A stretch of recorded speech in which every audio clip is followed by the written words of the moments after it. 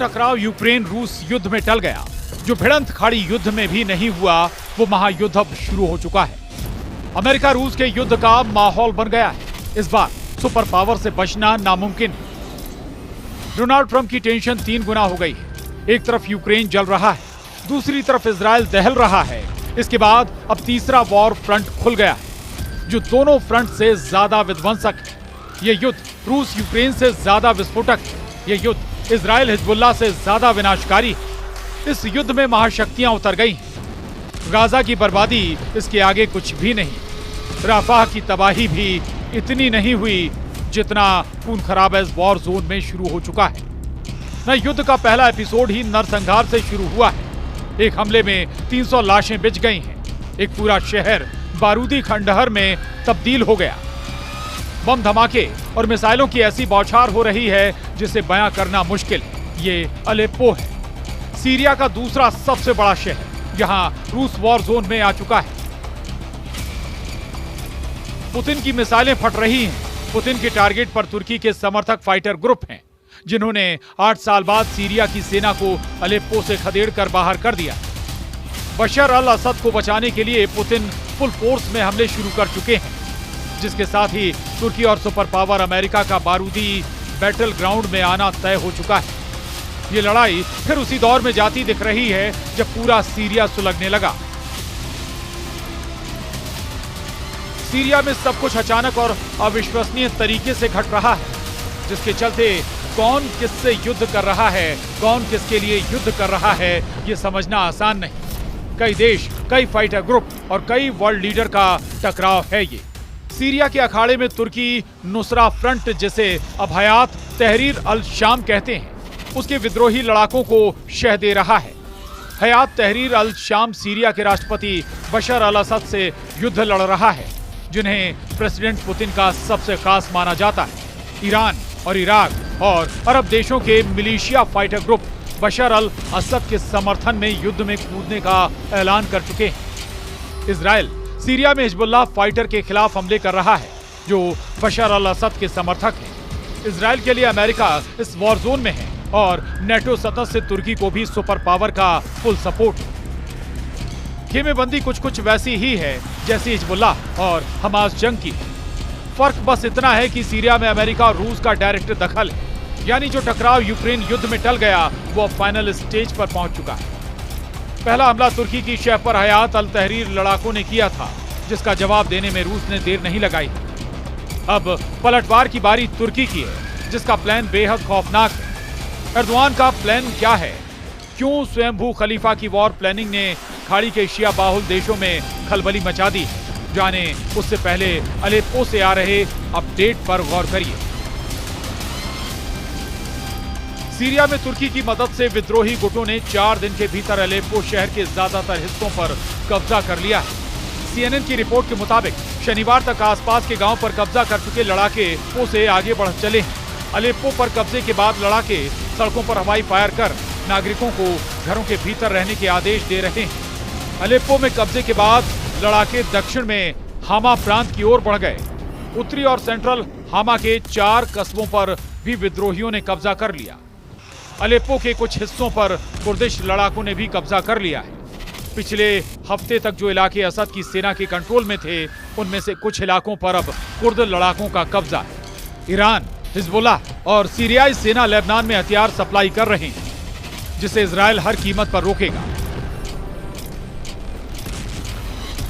משך הפסקת האש תלוי במה שיתרחש בלבנון. בהבנה מלאה עם ארצות הברית, אנחנו שומרים על חופש פעולה צבאי מלא. אם חיזבאללה יפר את ההסכם וינסה להתחמש, אנחנו נתקוף. President बशर को बहुत जल्द समझना होगा कि वो आग से खेल रहे हैं। मतलब भीषण युद्ध का माहौल बना हुआ है, क्योंकि फाइटर ग्रुप सिर्फ मोहरा है। असल में ये युद्ध एर्दोआन अमेरिका के इशारे पर लड़ रहे हैं। एर्दोआन ने ऐसे मौके को कैश किया है जिसके बारे में ना ईरान ने सोचा, ना ही रूस ने। ईरान मौजूदा वक्त में इजराइल के साथ युद्ध में फंसा हुआ है। वहीं बशर अल असद के दूसरे सबसे बड़े करीबी पुतिन इन दिनों यूक्रेन जंग में उलझे हुए हैं। रूस ने यूक्रेन से निपटने के लिए अपने ज्यादातर एयर डिफेंस सिस्टम और फाइटर जेट सीरिया से निकाल लिए। उधर इजराइल युद्ध में फंसे होने की वजह से हिजबुल्लाह फाइटर भी बशर अल असद का साथ नहीं दे पा रहे हैं। तुर्की के लिए बशर अल असद के तख्ता पलट का सबसे अच्छा मौका हाथ आया, जिस पर अर्दवान आगे बढ़ चुके हैं। अमेरिका भी यही चाहता है कि सीरिया से बशर को बेदखल किया जाए। असल में बशर अल असद अरब वर्ल्ड में ईरान और रूस के सबसे भरोसेमंद लीडर हैं, जो कभी अमेरिका के आगे झुके नहीं। न ही तुर्की के एर्दोआन को बशर अल असद ने ज्यादा तवज्जो दी है। साल 2020 में तुर्की और रूस के बीच एक समझौता हुआ था और इसके बाद सीरिया के उत्तर पश्चिम में लड़ाई रुक गई थी। लेकिन रूस को युद्ध में फंसा देख अब तुर्की ने अपना दांव चल दिया है। ईरान ने आरोप लगाया है कि इजराइल और अमेरिका ने तुर्की के अभियान को फुल सपोर्ट दे रखा है, जिसके बाद रूस ने अगले 72 घंटे में बशर अल असद को ज्यादा सैन्य सहायता भेजने का ऐलान कर दिया है। जहां तक अलेप्पो के आसपास के हालात का सवाल है, ये सीरिया की संप्रभुता पर हमला है। रूस इस बात का पक्षधर है कि सीरिया अलेप्पो में जल्द अपना नियंत्रण हासिल करे।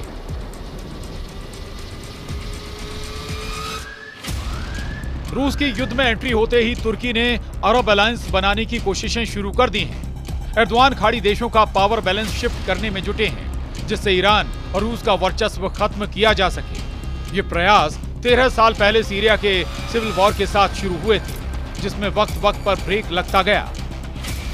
2011 में अरब क्रांति के साथ ही सीरिया में गृह युद्ध की शुरुआत हुई थी। सत्ता पर काबिज बशर अल असद सरकार के खिलाफ फ्री सीरियन आर्मी ने युद्ध शुरू किया था, जिसमें आगे चलकर अमेरिका, रूस, तुर्की, ईरान और सऊदी अरब भी शामिल हुए। साल 2020 के सीज़फायर समझौते के बाद युद्ध तो रुका, लेकिन खूनी झड़प चलती रही। इस बीच एक दशक तक चले गृह युद्ध में 3 लाख से ज्यादा लोग मारे गए। सीरिया के सभी बड़े शहर युद्ध त्रासदी में खंडहर बन गए, लेकिन ना बशर टस से मस हुए, ना ही तुर्की और अमेरिका को कुछ हासिल हुआ। बशर अल असद का दबदबा प्रेसिडेंट पुतिन और ईरान के समर्थन से आज भी कायम है, मगर कितने दिन तक कायम रह पाएगा इसकी कोई गारंटी नहीं, क्योंकि अमेरिका इस बशर को बख्शने के मूड में नहीं, ना ही इजराइल। तुर्की, इजराइल और अमेरिका का गठजोड़ सीरिया में पुतिन को सीधी टक्कर दे सकता है। साल 2015 में जिस तरह तुर्की ने रूस के जंगी जेट को मार गिराया था, उसी तर्ज पर युद्ध लड़ने का प्लान है।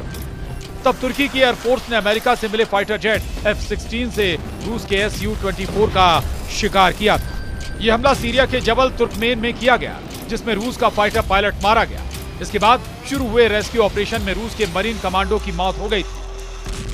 पुराने पैटर्न पर तुर्की सीरिया में वॉर शुरू कर चुका है, जहां हथियार अमेरिका के हैं, लड़ाके सीरिया के विद्रोही हैं, इजराइल का बैकअप है और टारगेट पर बशर अल असद आर्मी। तुर्की के लिए चुनौती सिर्फ पुतिन है, जिनके मोर्चे पर आते ही अमेरिका हरकत में आ चुका है। रूस अमेरिका के हथियारों की टक्कर होने लगी है। नाटो सदस्यों का रुख अभी क्लियर नहीं है, मगर नाटो के फैसले होते वही हैं जो अमेरिका चाहता है। सुपर पावर सीरिया युद्ध में मिली शिकस्त को भूला नहीं है। पुतिन से पुराना हिसाब चुकाने के लिए युद्ध में डायरेक्ट एंट्री ले सकता है। ऐसे हालात में एटमी धमाके की शुरुआत होगी। महाशक्तियों के परमाणु बमों का विस्फोट कई देशों के लिए हानिकारक होगा।